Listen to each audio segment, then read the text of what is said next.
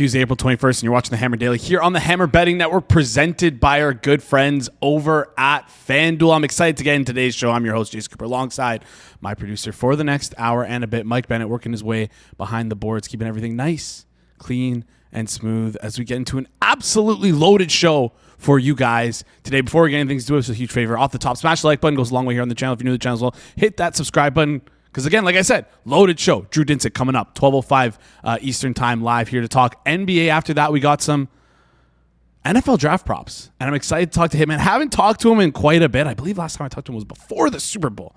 So I need an update on a couple things, including his handicap right now in terms of, now I'm not talking about handicap and props. I mean his golf game. I need to know how he's doing. Then finally, we close out the show with our good friend, So Money Sports. Just So Money today. We're going to talk some NHL series prices. Sounds like Victor Hedman not coming back for the first round. Let's see if they can make it, if Tampa Bay can make it to the second round so he can come back. Going to talk to him about that and so much more in the NHL. And then finally, we close out the show. I have two picks to close out the show today, which you're going to want to stick around and see, because one that I've bet and one that I haven't bet. And the reason why I want to talk about the one I haven't bet yet is because one of the guests we're talking with today, I think he's going to sell me on if I should place this bet or not. And you guys are going to have to guess throughout the show. You'll never know until the end of the show what that bet is. So you make sure you stick around for that. Before we get into today's show, though, quickly, curious to hear Chat's opinion on this. Got a big question for you guys. It's like me and Jacob. I love Jacob. I'm actually a big fan of Jacob. I would consider us friends. But it feels like recently we couldn't be further apart. Jacob and I had a debate in office the other day. Or literally yesterday. I don't know why I said the other day, but in totality, I said the playoff hockey is far and away better than playoff basketball. He said, no. Playoff basketball is better. Trust me. So much so, we had this debate. We decided to put it on camera. We made a YouTube short out of it. I don't know how he can think that. Listen, I know he's a basketball fan. I'm a hockey fan. We're both a little biased. But after watching last night, how can you say that playoff basketball is anywhere close to playoff hockey? I just don't think you can. Chat, curious to hear your opinions on this. I want you guys to chime in because I don't think it's a debate anymore. After watching last night, listen, there was a great Timberwolves Nuggets was a great game, back and forth throughout. But then you go and you look at Sens, Hurricanes, double overtime, goal, no goal, penalty shot. It was just absolute craziness. So playoff hockey, no longer a debate, stays goated, better than playoff basketball. All right. We're going to bring on Drew. Before we bring on Drew, I want to talk a little bit about baseball because we're not talking any baseball today, so I want to squeeze this in at the start of the show. Baseball fans, big hits get even bigger with Dinger Tuesday on FanDuel. Customers can choose their own reward every Tuesday to use on home run bets. And how will you play your game? Option 1, you can use the bet reset. Use this on your wager and you'll get refunded in a bonus bet if your bet loses. Option 2, 50% profit boost. Make your bet, activate the profit boost, and if it hits, that's extra winnings at no extra cost. Make your choice, and the reward will be ready to use on your next home run bet. Today, I'm taking a swing, no pun intended, on Seiya Suzuki at plus 570. We're going to use that 50% profit boost on him to get that boosted all the way up there.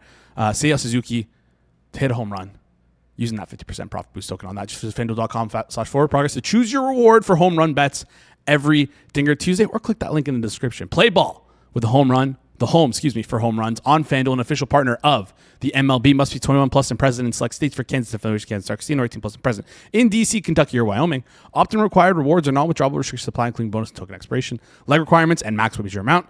See terms at sportsbook.fanduel.com. Gambling problem? Call 1-800-GAMBLER. 1-800-MY-RESET. Call 1-888-789-7777. Or visit ccpg.org/John Connecticut. Visit mdgamblinghelp.org in Maryland.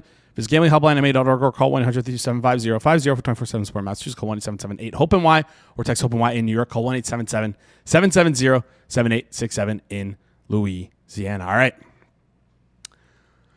Let's bring on our first guest here today. Excited to get into today's show. He's an NFL, NBA, and tennis handicapper, betting analyst over at NBC Sportsbet. He's also the co-host of the Deep Dive podcast, which you should go ahead and listen to. They had an NBA episode drop recently.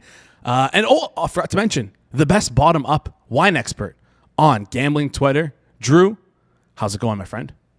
Oh, doing well. Good to talk to you. And welcome back. I feel like it's been a couple weeks. Hey, Ben. I've been good. It's been a couple days. Well-deserved suspension. Rob was not happy with me. Took some time off. Took some time to reflect. Feeling better now. I'm feeling rested after the reflection there. After I was in, we'll call it content jail. Yeah, no, I'm feeling good. I'm feeling good. But I will say, because I was off, wasn't here last week. I didn't have time to give you sort of a pat on the back, which I wanted to do because a couple months ago on the show, you talked about the Charlotte Hornets. You gave them out at like 100-1 here. And the only reason why I'm mentioning this because we talked about it on Circle Back yesterday. Hornets 100-1 to make the playoffs, and then I think about a month ago in March, you're like, you know what? We have these big tickets, but guys, it's over. We're done. They're not doing it. And you got a great price on one, and then came back on the other side. You're like, no, this isn't happening. So I want to give you the pat on the back, give you the flowers. Great call on that. Thank you. Yeah, I don't know if I took profit at the top, but it was damn close. So I'll take it. Yeah, they were minus money, I think, when we got out of there. And I don't think they were minus money again because they were dogs in that Orlando game, right? I'm blanking right now, but yeah, that was that ended up going very, very swimmingly, and pretty satisfied with my work there.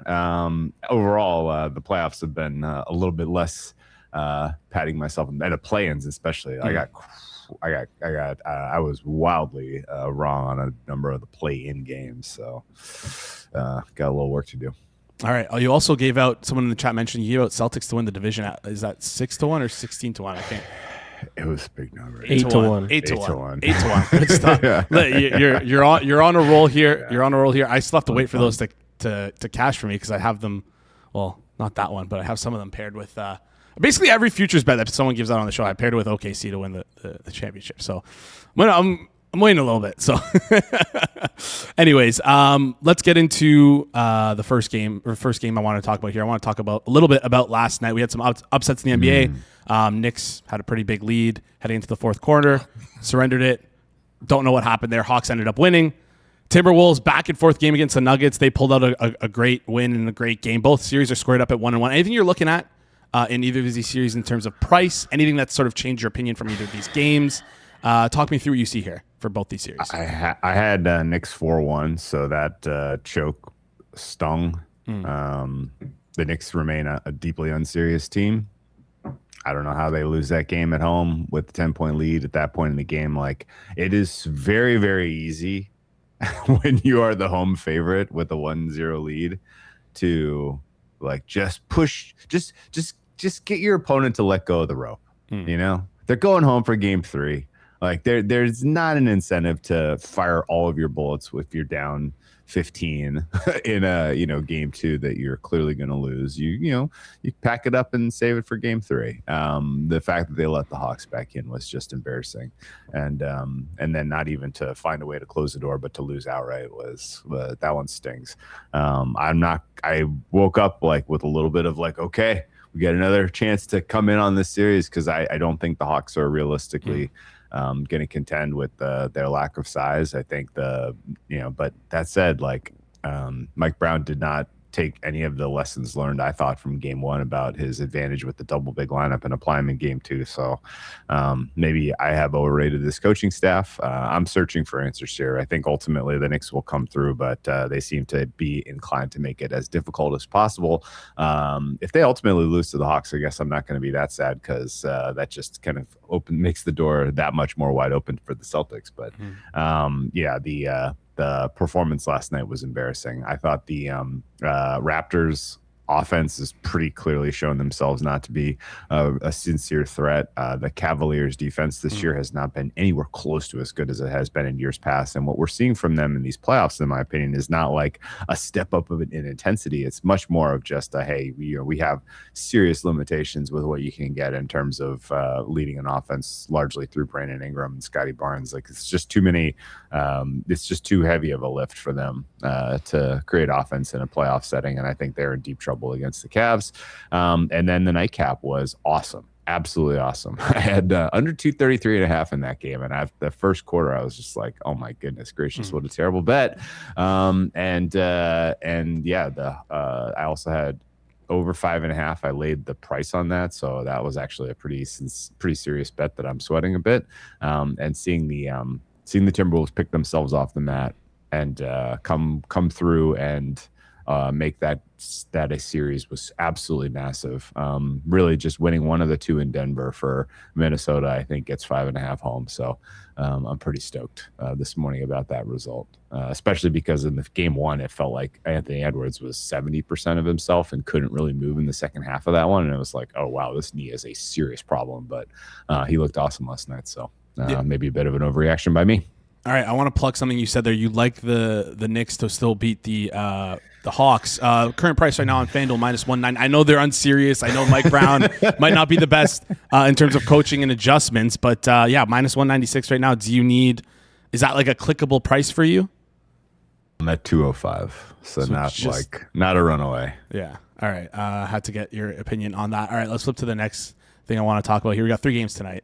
But I want to hone in on one in particular, the Lakers and the Rockets, currently priced at around Houston -4.5. Status Kevin Durant, according to Shams, up in the air. We don't really know what's going to happen. So before the news of Durant came out last game, Lakers are around the Houston Rockets were around 5.5-ish range. After he was ruled out, they crashed all the way down to 2.5. I wonder if it happened sooner, the price would have crashed a little bit more.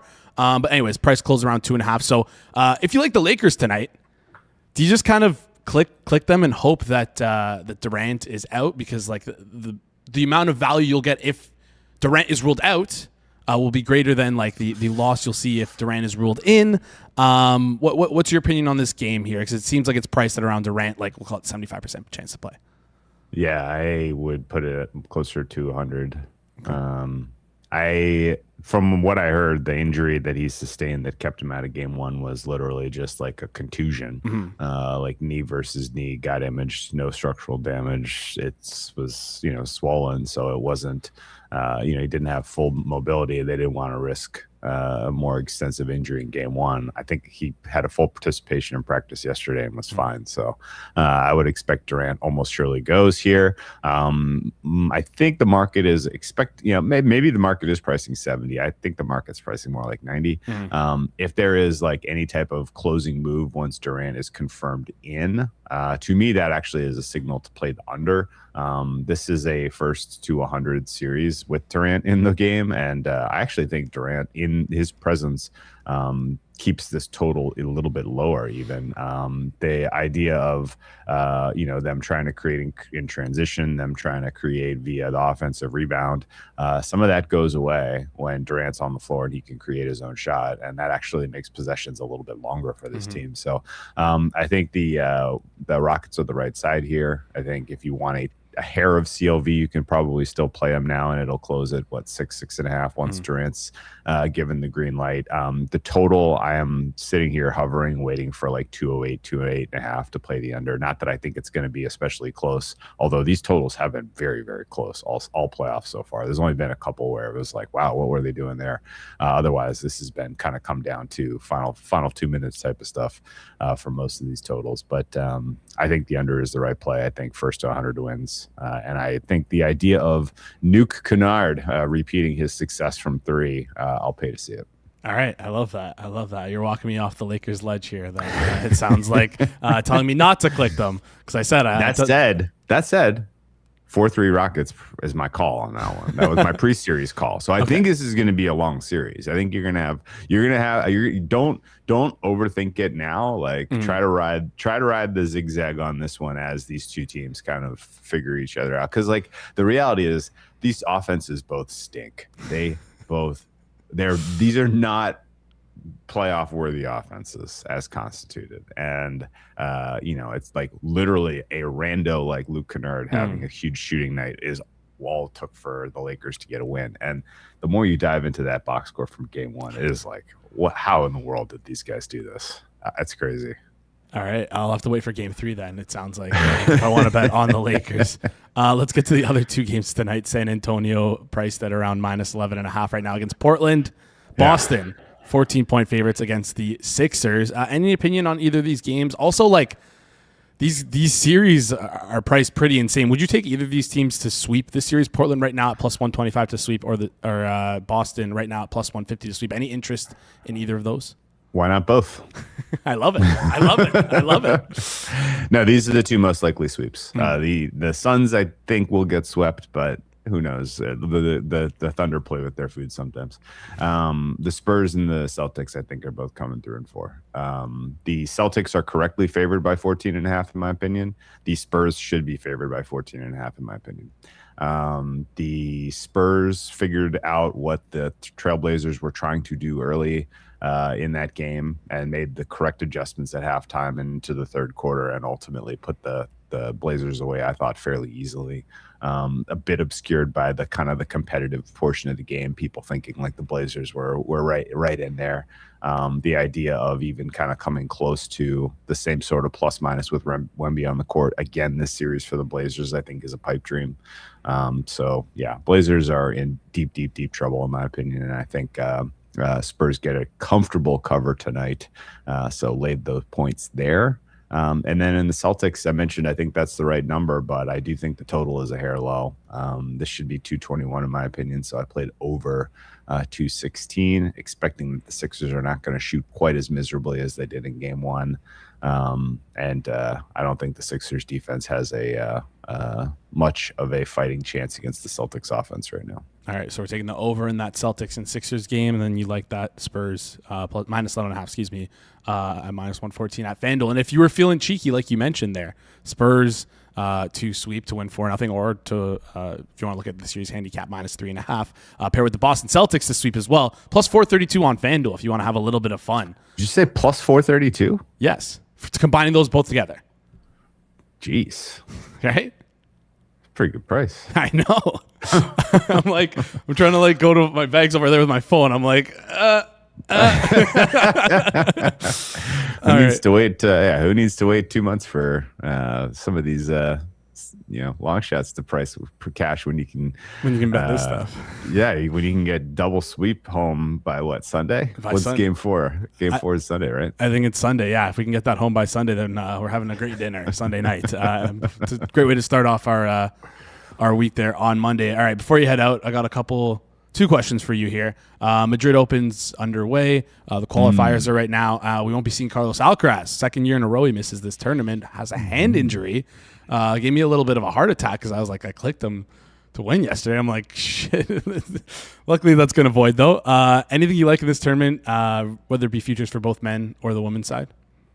Women's is Aryna Sabalenka going away in Madrid. I haven't been playing a lot of women's tennis game by game though, so just take that with a grain of salt. The women's tour right now is on a lot of flux.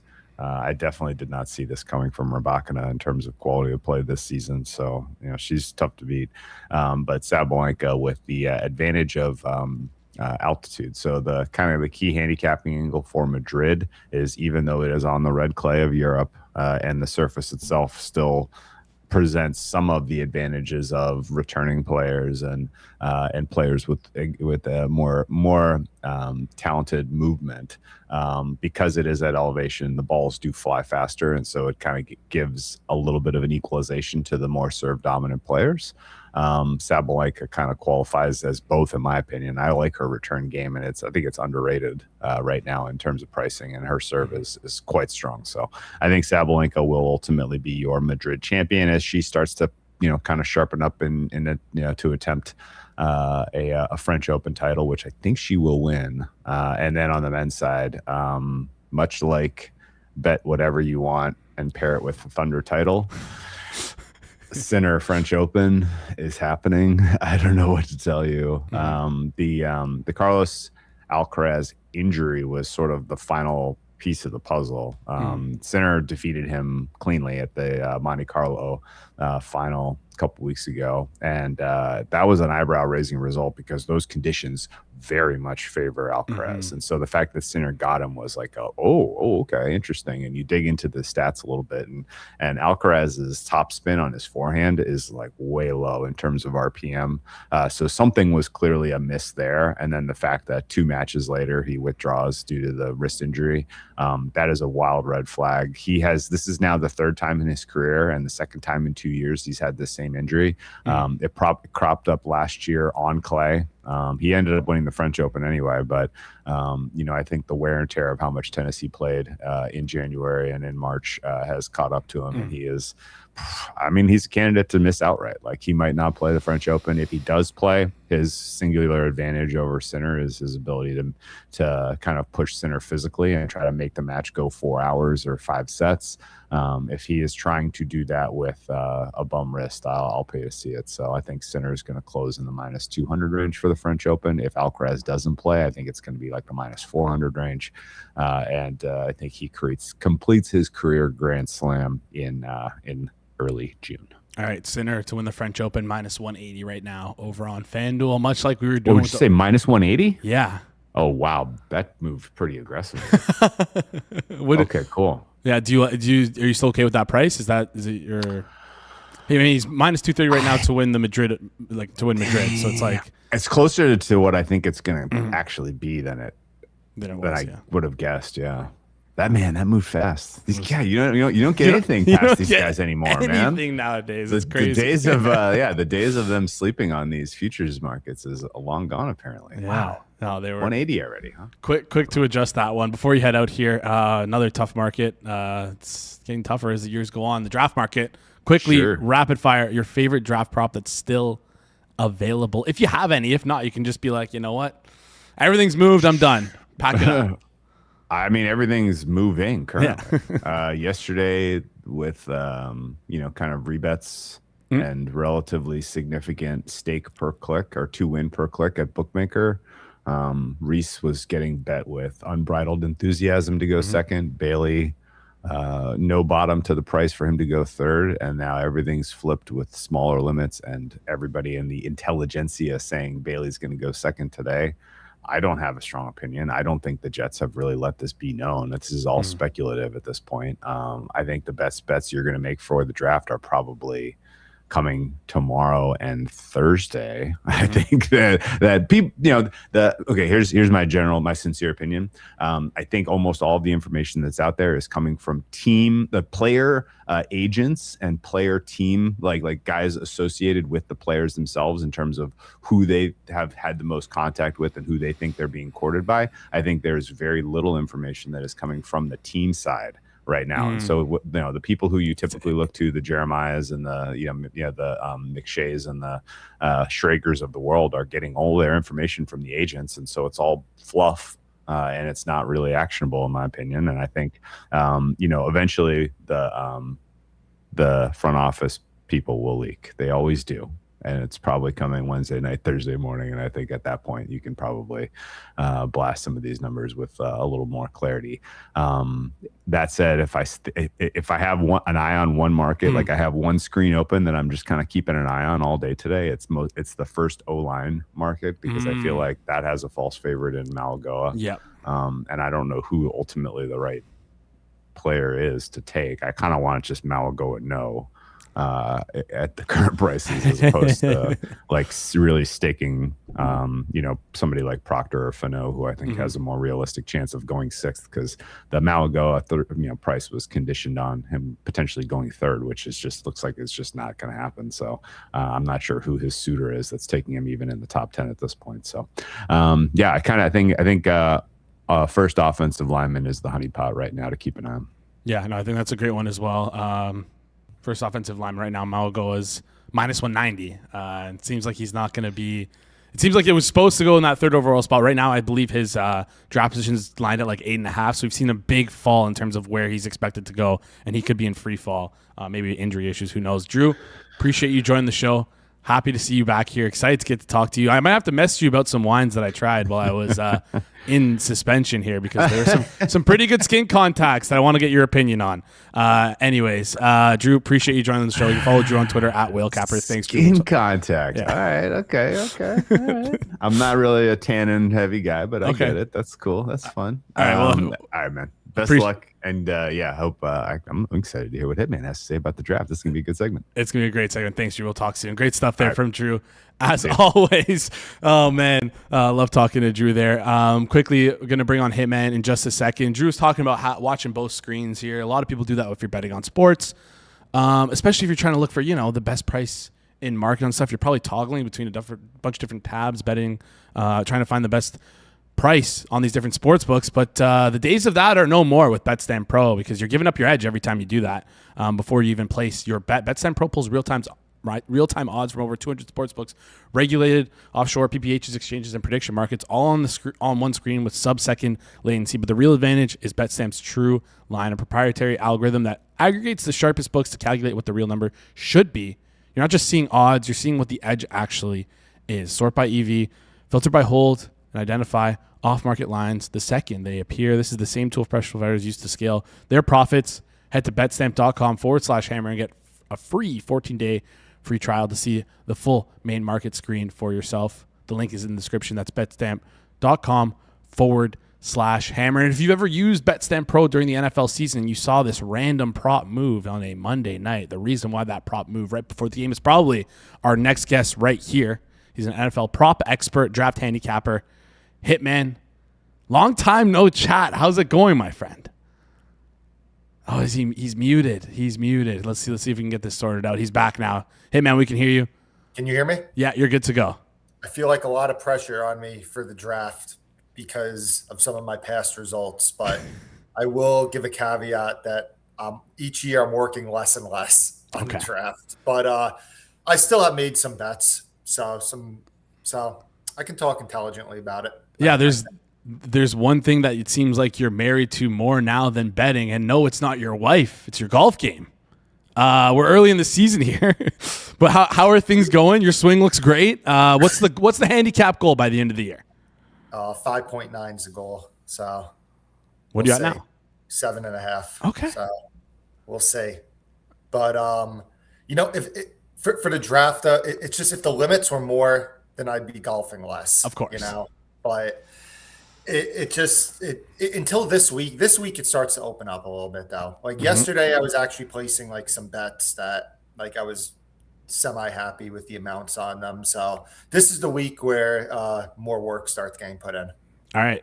Draft is coming in on Thursday. Hopefully you'll be joining us for our watch along of the draft on Thursday. Don't have the guest list yet. I'll be on towards the end. Perfect. Yeah. Love it. To close out the show as you always do on our NFL watch alongs. Let's get into the first question here.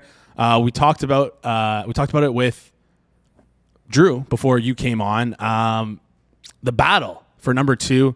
Rob mentioned it on a tweet. If we can pull that up on screen in just a second here. He said, I have 2 bettors I really respect telling me completely different things about the number 2 pick. One is loading up on David Bailey to the Jets. The other is loading up Arvell Reese to the Jets. Someone is going to have a very bad night on Thursday. We saw it today before we went live. Arvell Reese was minus 190. He's now minus 175. David Bailey plus 140, now plus 125.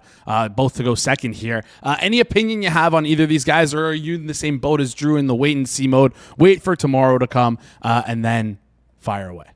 Yeah, I'm more in wait and see mode. It's funny, like if you go through my text messages and my Telegram messages, it's just so much about this pick, and I just keep telling everybody that I just really don't know. I really don't know. And it's starting to feel a little bit like the Banchero stuff from a few years ago. Remember when like all the insiders said that it wasn't going to be Banchero, but Banchero just kept getting bet and everybody was saying like, what the hell is this? This goes against what every insider is saying. I mean, this is obviously to a way lesser extent, but it just feels like every insider or national insider is saying Bailey. Some of the more team source guys are saying Reese, and the betting market keeps saying Reese. So honestly, I think it's wait and see mode on it. Somebody obviously feels really confident in Reese if he just continues to remain the favorite and there continues to be liquidity on him when common sense is saying that it should be Bailey. So like something like that just always scares me going against that. So you made me put a bet in now. I'd probably just say Reese just because I'm scared about like why hasn't this line moved more? But at the same time, if somebody knew for a fact that it would be Reese, then he'd be minus 5,000. Yeah. So I don't know. It's a long way for me to say I would just keep monitoring the reports. I will say that if I start to see some of the national insiders go off Bailey late, I think that that's probably the buy sign on Reese. If they stay on Bailey and the market stays towards Reese, like minus 200 or something like that, or Reese keeps getting bet, then that's one thing. But I think if these insiders start saying Reese, that his price is going to balloon. So that's what I might be looking for. Yeah, I mean, like the scary part here with like these draft markets is the liquidity is like it's kind of like, I know a lot of people say the liquidity is like gone, and I don't know what exactly it was in the whatever 2020 season, 2021. But FanDuel right now taking $7K a click on who's going to go second overall. There's prediction markets out there. There's ways to get down. There's ways to get liquidity on these markets.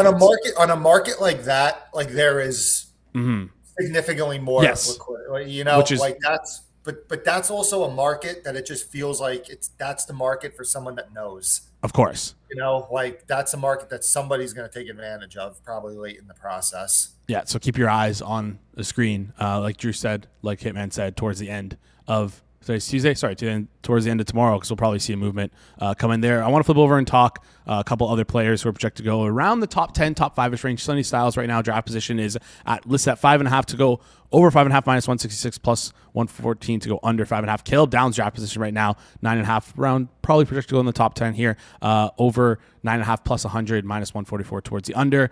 Sonny Styles is a shot to be in the top 5, like I just mentioned there. But it's kind of weird to see these two players, and you can throw Jeremiah Love in as well. Non-premium position players projected to go so early in this draft. Is there anything that's makes these guys different as to why they're so likely to go so early in the draft? Is it sort of a testament to the lack of talent around these premium positions? Like, tell me what's going on here. Yeah, I'll just talk about those two Ohio State guys that you mentioned. I did bet Sonny Styles over yesterday. Now, at one of the books taking bigger limits that I bet it at, the price has moved a decent bit. I wouldn't bet it at minus 150-ish, which is where I'm seeing there right now. But there might be some slower moving spots that still have it maybe in the even money minus 110 range. That was kind of the price that I'd look for. On Sonny Styles, it's not something I would push that far out. Caleb Downs, I also played over at 9.5 plus money. I think that's still out there. I think it's still at FanDuel. Yeah, plus 100 at FanDuel right now. Yeah. I like that, and I like that one actually better than the Styles bet that I made. I don't think that Downs goes 5. There's just so many guys that could go 5 right now. Obviously, Sonny Styles, I don't think goes 5, but he's obviously a possibility. I think Giants going offensive line with one of their 2 picks is a lot stronger of a possibility than some people have said. They've been talking all offseason about how the O-line's a work in progress, and it just seems like such a Harbaugh pick, and that it really is a major need for them. So they could do that. Like, they could theoretically, they could take one of the receivers. It just makes sense that if they're going to pick a receiver, that you probably pick that receiver at 5 if it's going to be Tate or Tyson, because they're probably both not going to be available at 10. So, and it just makes logical sense that like Downs is the guy that you could wait to 10 and get him if you're the Giants. Like, the Browns aren't going to take him. I don't think Washington's going to take him. The Saints, they've always been a team that's been they've looked to draft high-level athletes, and he's not a guy that fits that mold. And probably 9, Kansas City is the team that I'm most worried about taking him. But again, it's a team like the Giants that Kansas City just has so many needs and so many different ways that they could go with that pick. It could be defensive line. It could be safety. It could be corner. It could be wide offensive receiver. line. It could be wide receiver. Yeah. Tight end. Like way long shopper. Yeah, it could be a tight end. Yeah. Like it's just hard to pinpoint the team that's going to take them. So I like that. I like over 9.5 on Downs. All right, over 9.5. We're looking at plus 100 range. Hitman, with your reputation on this show, I'd be clicking that pretty fast here. If you're watching, not the draft. Listen, I think I'm still making money, but I'm a little washed up with draft. So I just want to give everybody the caveat. But I think I'll still win. All right, Caleb Downs, we're looking for plus money on that. You mentioned a couple wide receivers there, and I want to talk to you about that because I've been chatting all throughout our Discord, all throughout the show over the past, 3 months now, since the college football season was over. I said, I'm waiting for this receiver market to be posted, and that's first wide receiver drafted, because I thoroughly believe that this is not USC bias, but Mekhi Lemon is the best receiver in this draft. Now, will teams agree with me? I don't know. You can get him upwards of 35-1. Right now, he's 18-1 on FanDuel to be the first receiver taken off the board. Seems like you don't like that. You're kind of shaking your head here. Talk me through the receivers that are available. Cardinal Tate right now, I believe he's minus 210 to go first overall. Jordan Tyson round plus 150. And then, like I mentioned, Mekhi Lemon 13-1. I just quickly go through their draft position. Well, Cardinal Tate is projected around 7.5, just about even money both sides. Or sorry, just about minus 110 both sides. Mekhi Lemon's at 15.5, and Jordan Tyson's at 8.5. Talk me through these three receivers, what your opinion is on them, because it seems like so many guys in the top 15, so many teams in the top 15 want receivers. Talk me through this one. I can't believe I've went 2.5 months of just this nonsense USC bias constantly. Like, oh, Caleb Williams is great. Sam Darnold's great. You probably have a poster of O.J. Simpson. Okay. But what's the saying? If the shoe fits? If the glove. Yeah, there you go. Yeah, I bet Jordan Tyson to be the first receiver.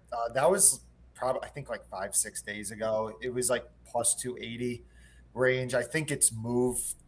I haven't looked at it recently. I think it's moved a decent bit, but that's it's plus 160 right now. So I wouldn't recommend it at plus 160, but that's kind of where my head was at. That I thought that.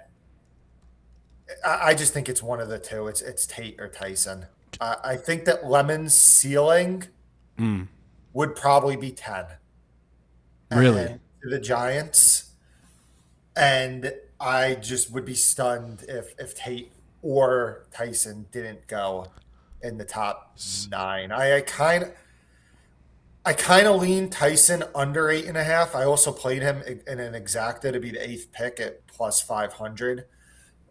Just with some of the Saints stuff about Nick Underhill saying that he thought that Tyson would be the pick, and some other people talking about that. I just can't see Lemon going higher than pick 10, and that's what just would. I mean, yeah, I just can't. So that's where I would go with that. I kind of the Tyson is the guy that I'm a little higher. Okay. On. Do you think any of these receivers have a chance to go in the top 5 at all? Because Chosen Sports in the chat saying he took a little bit of Tate to go in the top, to be picked top 5, which is around plus 400-ish is what he got it at. Any interest? Yeah, I mean, so much of the smoke around the Giants pick is towards Tyson being 5th. I know that Schrager mentioned Tate as a possibility at 4 with the Titans, just as a long shot. I do think that Titans going receiver might have a little bit better chance than the odds are saying. Most of the talk with them has been they go Jeremiah Love or they go with an edge rusher or Sonny Styles. Wouldn't be stunned if they did consider receiver at 4. But yeah, that's kind of where I'm at with that. All right, I can't convince you on Mekhi Lemon being the first receiver. No, off the board, I think 10's the steal. I think 10's the ceiling. 10's the if ceiling. those other 2 receivers are gone, then I think 10's the ceiling on Lemon. Interesting. Anyways, my thing is, I guess that's all mostly information based. Like NFL copycat league.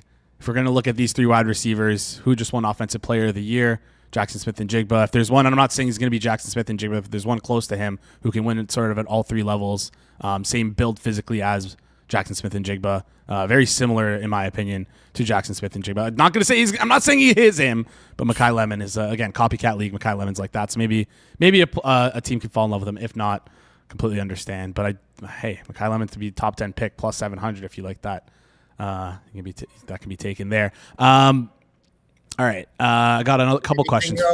What's the exact on Lemon to be 10? Ooh, that's a good question. I'd probably do that instead of the top 10. I would just take an exacta on Lemon, top 10. Let me just try and find that. I'll find that for you in just a second. Yep. All right. The next question I want to ask you about is asked by our friend over on Twitter, GRP Wins. He was curious, asked Rob, he said, Rob asked, just mentioning the second overall pick, the debate between that. GRP responded to that thread, said, "Hey, what are your friends thinking about QB props over under 1.5 QBs picked in the first round?" Well, you know what, GRP, see your questions, come over the Hamlin Daily, you'll get them answered, just like the chatters get their questions answered. Right now, over 1.5 QBs is lined at -167. The under is lined at +120. Let's help our friend GRP out here. Any opinion on this? Well, before I answer that, I just want to publicly say that GRP, big fan, and I wanted to publicly congratulate him on his Hornets futures. What I would do if I was you is I'd probably save that money and maybe invest it into something. But congratulations, GRP. Ty Simpson first round. I mean, there's just so much smoke around the Arizona connection that, I mean, it sounds like I think that's going to happen, and I think that Arizona would be wise probably not to wait until day 2. Because if that actually is your guy, like, you obviously have the 5th-year option stuff, but you have the Jets picking in front of you. And I don't think that the Jets want to go quarterback this year. I think that they're more looking towards just playing this year out with Geno and then using all their draft capital to invest into the 2027 class.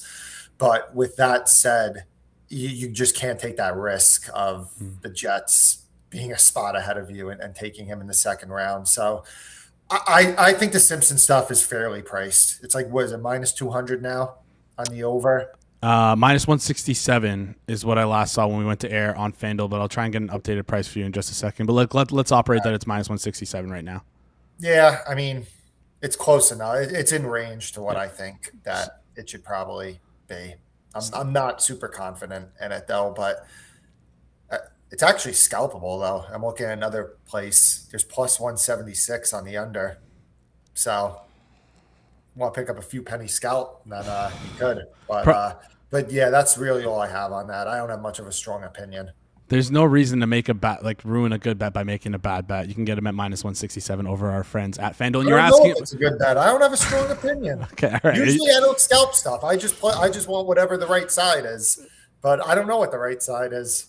All right. I would lean towards the -167 being a good bet, but it's just a lean. All right. You mentioned the number 10 overall pick, Mekhi Lemon, 17-1 is the exact. So maybe that might be a fun sprinkle for our chatters. Last question here. We're getting some rumblings. You mentioned the Cardinals. They want to trade out of that 3 spot. We've heard maybe the Chiefs want to move up.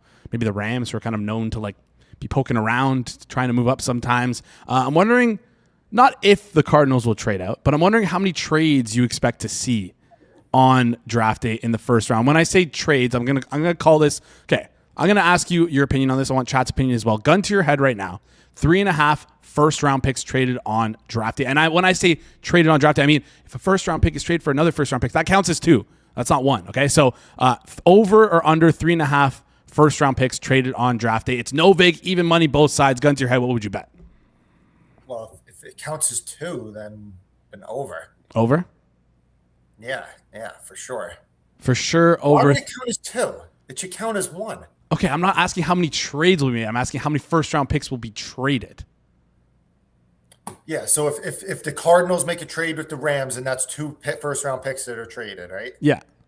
Yeah, I would take the over then. You're taking the over. All right. Will be fun to see. I would take the over, but I don't know. I don't think there'll be as many trades as previous years, just because what? That's the point. That's why I'm asking the question. Anyways. All right. Well, that's not the average, yo. How many? What's the average? I don't know. I just did a quick search on Google. It said 5.5. All right. Maybe I made a bad line. Sorry. Whatever. Listen, whatever the average is for normal years, I think there might be less. Okay. Just because there's so many of the better players are at non-premium positions this year, and it just seems like a weaker draft class in general. Like, so I don't know. I'd probably say less than normal. All right. It sounds like the chat agrees with you as well. Less than normal agrees with you in that aspect. Some people like the under there though as well. So maybe it was a good line. Who knows? It seems like everyone wants to trade back, and if everyone wants to trade back, then no one can trade back. So yeah, I do think that Arizona is definitely the most likely team to trade back. It just makes too much sense. Yeah. And I think they're like all this stuff coming out about them liking Jeremiah Love 3 is BS. They want someone to trade up and just makes no sense. I just feel like they're doing that so a team wants to trade in front of the Titans. Yes. To get him, because it just makes no sense that they would take him after they still have James Conner and they paid Tyler Algier, and they have a lot of holes to take a running back that early. Yep. All right, Hitman, appreciate you joining the show. You can follow him on Hitman on Twitter at Hitman428. If you want more draft opinions from Hitman, you can get them live on the Forward Progress YouTube channel for the draft, during the draft, when Hitman will be joining us for our live watch along. Hitman, good luck on your golf game. I know you're going golfing later today. I can tell by your outfit. I'm not playing the whole week. All right. Week off. No, I just dress in this normally now. Okay. All right. He's got only golf gear in his closet there. Hitman, appreciate we're grinding draft this week. I got to work this week. All right. Then after that, it's golf all summer. Hitman, appreciate you joining the show. We'll talk soon. Later, Jason. Great stuff there from the Hitman. As always, do us a huge favor. If you like that segment, smash the like button. Goes a long way here on the channel. If you're new to the channel as well, hit that subscribe button. Comment down below if you agree with Hitman. Is it over 3.5 trades? Over 3.5 first round picks traded? Under 3.5 first round pick traded? I want to hear your opinion on that. If you think we're going to see a lot of trades in the first, I don't think we will. And that's kind of why I had it as that. It's like we're probably going to see, we might see an Arizona trade, but after that, everyone wants to move back. And like I said, if everyone wants to move back and no one wants to move up, there's going to be no trades being made. All right. We got our final guest in the show. Apologies to him for running a little bit late here, taking a page out of Alex Moreto's book. He's a Canucks fan watching the playoffs from the sidelines. He's a reformed Kings hater, now turned Kings lover. So money. How's it going? Good. How you doing, man? I'm good. I'm great, but I'm not going to lie. I'm a little bothered here because the last 2-3 months, all I heard on the show, and listen, I have no dog in this race, but you told me, you came on here, you said the Kings suck. The Kings are terrible. You ragged on them. All of a sudden, I listened to the extravaganza with Alex Moreto, and you're like, oh, I'm all in on the Kings.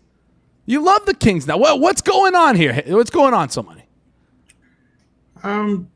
What do we always say, right? You can't be stagnant in your opinions.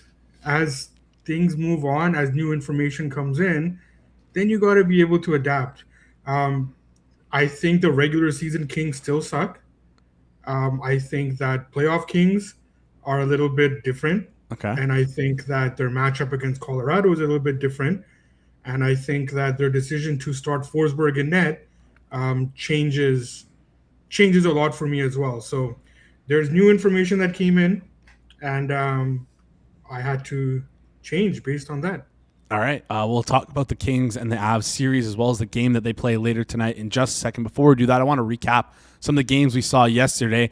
What a game it was. Double overtime, drama galore, Senators, Canes. A lot of people were all over the Senators pre-series. Not looking too hot for them. I mean, they're only down 2 games, but it feels like they should have won at least one of those games. It's tough losing 2 games and coming back in the series. Looking towards the future market, I'm still not impressed with how the Canes have played. I thought Ottawa's been able to keep it close. On top of that, not been impressed with the Pens or Flyers. And now why I'm talking about the Pens and Flyers is because you can get Ottawa right now at 17-1 still to win the East. If you think they're going to come back in the series, that might be a better bet than the series bet. What is your thought on the Senators? 1, winning their series, and 2, looking ahead towards the Eastern Conference Finals for them to win. I wish there was to make the Eastern Conference Finals. I can't find that market, but talk me through this, so money.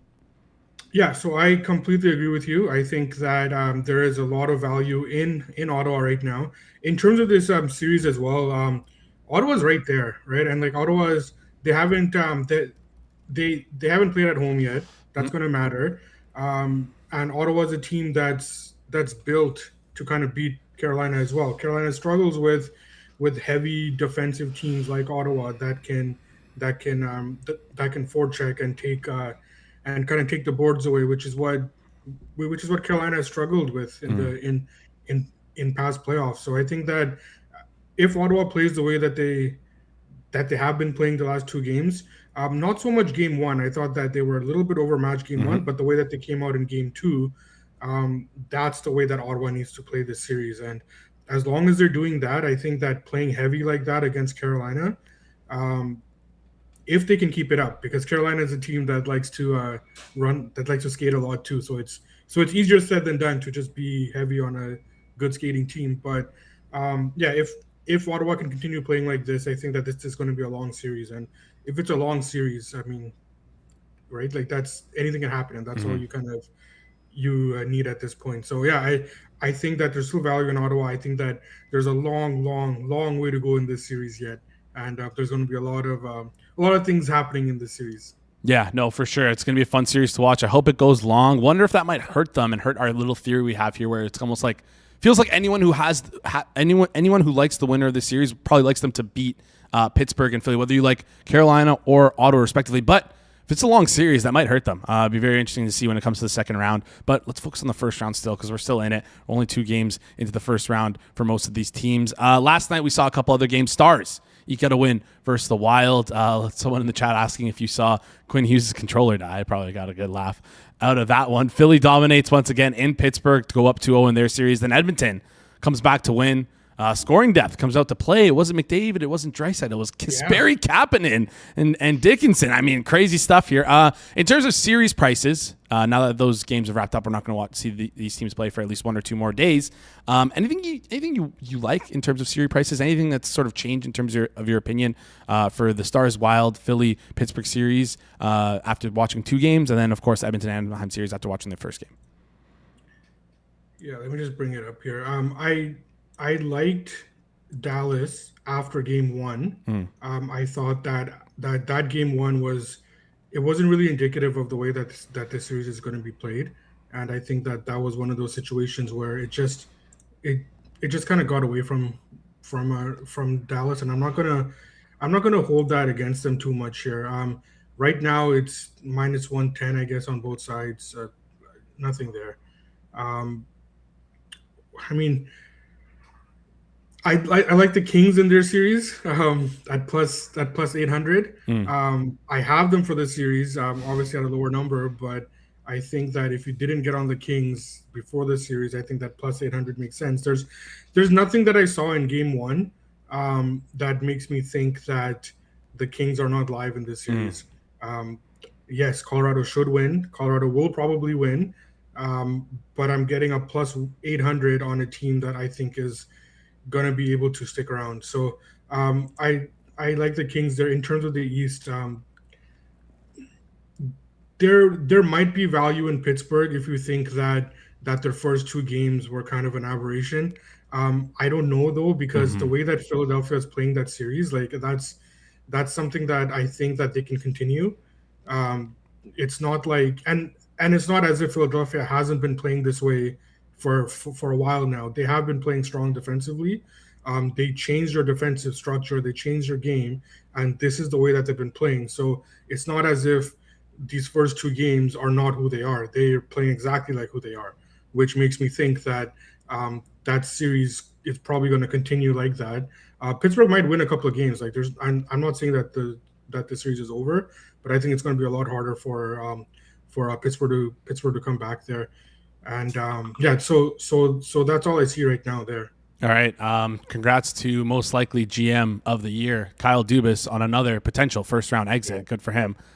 Seems like he knows how to build a team to win in the season and not in the playoffs. So I never heard that one before. Also, I want to touch on quickly. You mentioned the Kings. Do you like them also in the series spread here? You can get them at plus 2.5 plus money. I believe it was plus 130. You like that do you like that like a little bit more than the plus 800, or you want to swing for that long shot?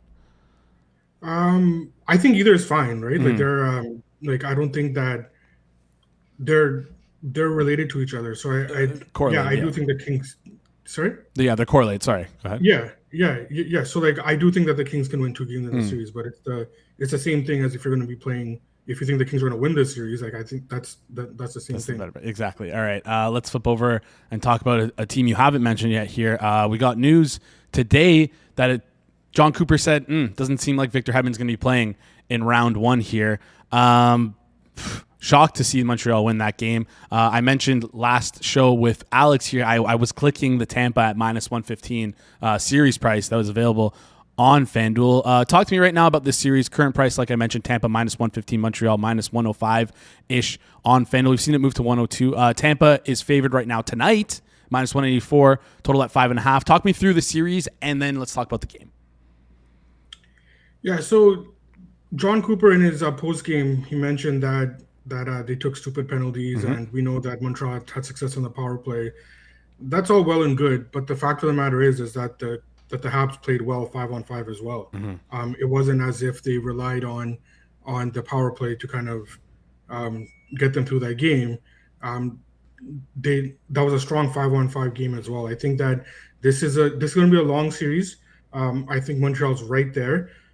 The Hedman injury really hurts, and I think that as this series goes on, depending on how long he's out, I think that's going to tip the scales towards Montreal actually. And like we know how high we've been on Tampa Bay all season, but there's nothing that the way Montreal came out in that game. There's the way they battled back. Yeah, they had power plays, but they also played well 5-on-5. I thought Dobish was fine. Yeah, I think that Montreal. I wouldn't bet Tampa Bay minus 115 right now. Let's just say that.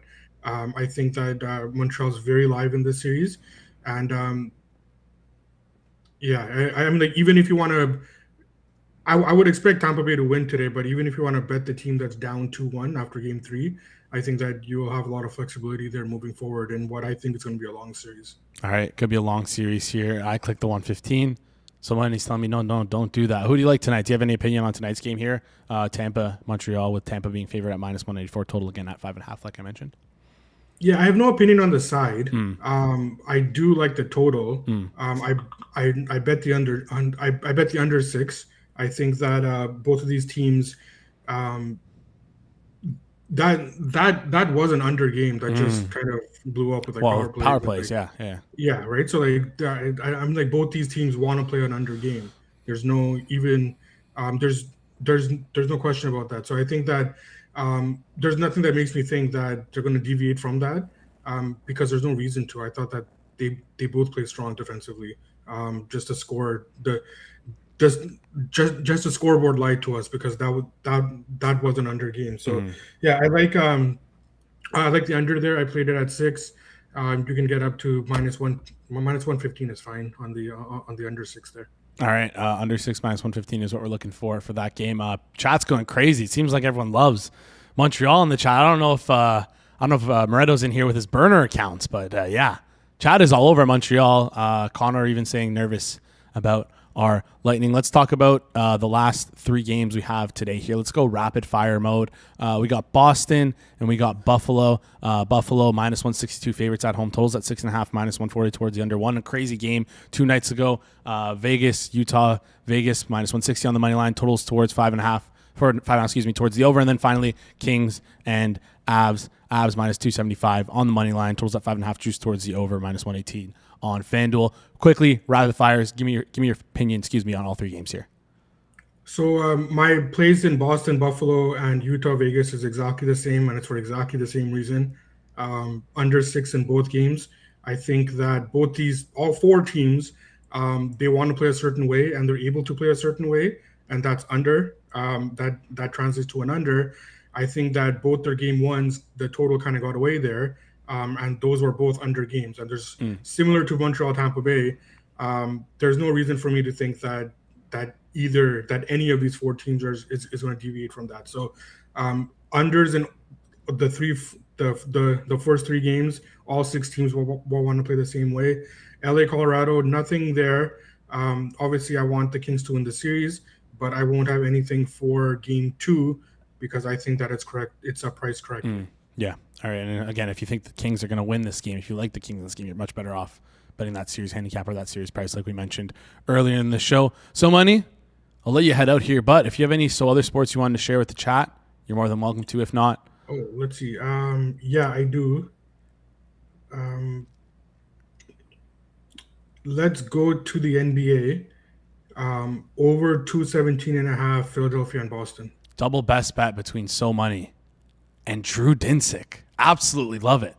Gave that out as well earlier. Yeah, he did earlier today in the show. So Money, appreciate you joining the show. You can follow So Money on Twitter at So Money Sports. We'll be chatting with you throughout the week. So Money, thank you for your opinions today. We'll talk soon.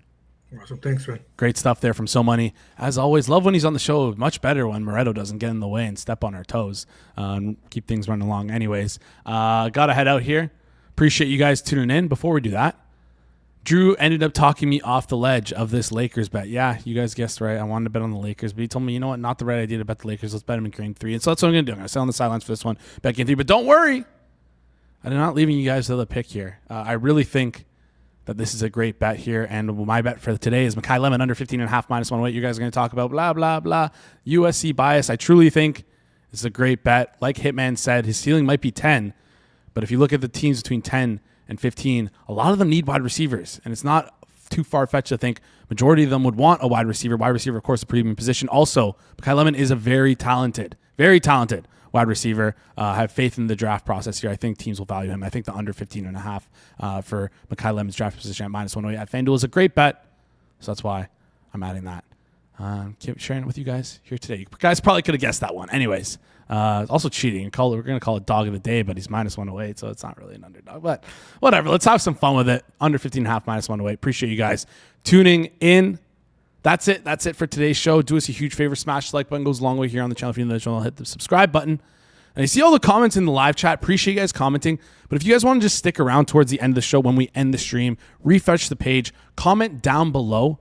That helps us so much. It's crazy. So you guys can start commenting down below after the show goes a long way. If you're watching this after the fact, let us know. Say, hey, I'm not even watching this live, but I still appreciate the show. If you're listening on podcast, rate and review 5 stars. Big thanks to our guests today. We got Hitman. We got Drew. We got so many. Shout out to Mike working his way behind the boards. And shout out to you guys for making this way throughout the entire show. Before I head out, quick reminder, Thursday, live for the NFL Draft on the Forward Progress YouTube channel. Go head over to the Forward Progress YouTube channel, link in the description down below. Click that notification bell so you can be notified every time we go live. That's it. That wraps up today's show. I'm Jace Cooper. This has been the Hammer Daily here on the Hammer Betting Network, presented by our good friends over at FanDuel. We will see you guys right here tomorrow.